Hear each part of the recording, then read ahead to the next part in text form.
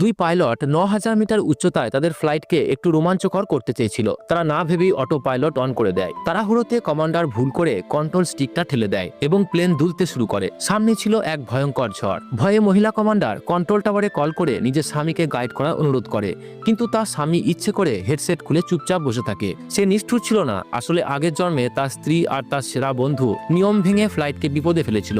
তখন সে সবাইকে বাঁচাতে টাওয়ারের কন্ট্রোল নিয়ে নিয়েছিল। সে ভেবেছিল তার স্ত্রী তাকে ধন্যবাদ দেবে, কিন্তু স্ত্রী তাকে চড় মেরে বলেছিল তার জন্য সবাই মরতে পারত। তার বন্ধু তাকে বদনাম করে যাত্রীদের উস্কি দেয়।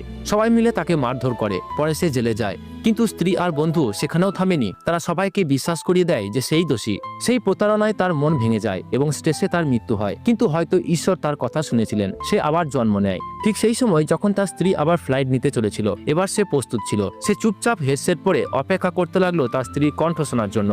প্রি ফ্লাইট চেকের শব্দ শোনা গেল, কিন্তু স্ত্রী জানত